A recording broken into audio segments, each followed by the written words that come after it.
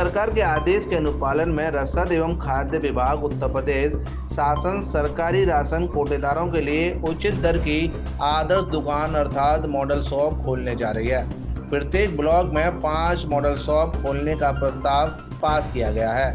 पूर्ति निरीक्षक तहसील सदर आगरा अजय कुमार चौहान ने जानकारी देते हुए बताया है कि आगरा जनपद में 75 मॉडल शॉप का निर्माण किया जाएगा। यह मॉडल शॉप राशन कोटेदार को निःशुल्क मुहैया कराई जाएगी। ग्रामीण राशन कार्ड धारकों के लिए राशन मॉडल शॉप पर गैस सिलेंडर प्राप्त करने, बिजली बिल जमा करने और मोबाइल रिचार्ज करने की सुविधा के साथ जन सुविधा केंद्र की सुविधा भी उपलब्ध की जाएगी। राशन मॉडल शॉप का निर्माण सरकार अपने खर्चे पर कराने जा रही है। 75 मॉडल शॉप की कार्रवाई संपन्न कर ली गई है। लगभग 50 मॉडल शॉप के लिए जमीन चिन्हित की जा चुकी है। सरकार ने जो है प्रति ब्लॉक 5 दुकानें जो है मॉडल शॉप के रूप में चिन्हांकित करने का, उन्हें बनाने का आदेश ऊपर से निर्गत किया है, जिसकी समीक्षा प्रति सोमवार को हो रही है।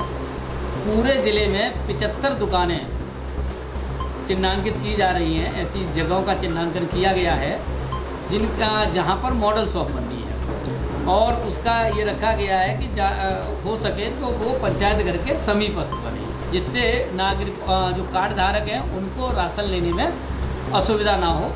और इसी क्रम में तहसील सदर में कुल 13 दुकानें चयनित होनी थी। उनमें से 11 दुकानों के लिए ज़मीन का चिन्हांकन किया जा चुका है और डीसी मनरेगा साहब को इसका प्रपोजल भेज दिया गया है दुकानों के निर्माण के लिए। मॉडल शॉप है क्या? मॉडल शॉप में बड़ा ही अच्छी चीज़ है कि एक जगह ही आपको समस्त मिलेगा, कि जैसे राशन के साथ साथ उसमें जन सुविधा केंद्र जो CSC होता है, CSC का स्थान रखा गया है।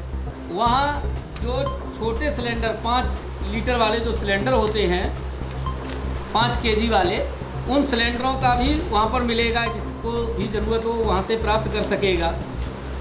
साथ ही साथ वहाँ बिजली के पेमेंट हेतु व्यवस्था रहेगी। जनरल स्टोर टाइप का होगा, हल्का फुल्का जो है आपका जो परचूनी का सामान है, किराने का सामान है, वो भी मिल सकेगा। विभिन्न प्रकार के बिल जमा करने की व्यवस्था है वहाँ पर। ई-स्टाम्प विक्रय, माइक्रो ATM, PM वाणी यानी वाईफाई, अग्निशमन यंत्र ये लगे होंगे। और इन समस्त सुविधाओं को एक छत के नीचे ही सरकार का मुहैया कराने का लक्ष्य है मॉडल शॉप के रूप में।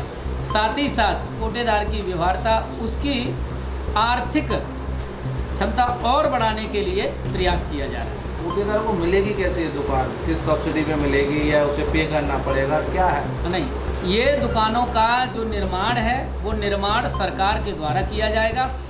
एक ऐसा स्थल जो सरकारी ज़मीन पर ही बनेगा, उसमें ना कोटेदार को कुछ लगाना है, केवल सरकार को वो बना के कोटेदार को, जो भी कोटेदार संचालन कर रहा होगा उसको सुपुर्द कर देना है, उसको उसका रख रखाव रखना है। कितना लाभ मिलेगा कोटेदार को और कार्ड धारक को?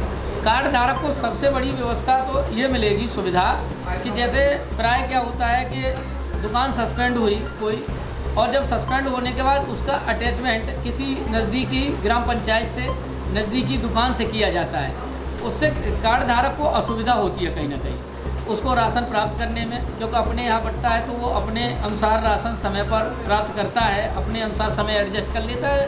दूसरी जगह बंटने पर प्राय कोरोना काल में विशेष ऐसी दिक्कतों का सामना कार्ड धारक को करना पड़ा। तो इन्हीं सब के मद्देनज़र सरकार का ये उद्देश्य है कि अगर कोटेदार सस्पेंड भी होता है, कोटेदार निरस्त भी होता है, तो दूसरा कोटेदार जिस पर भी अटैचमेंट होगी वो उसी चौहद्दी से जहाँ वो बनी हुई है उसी पर राशन उसी पर रहेगा, बस व्यक्ति बदल जाएगा।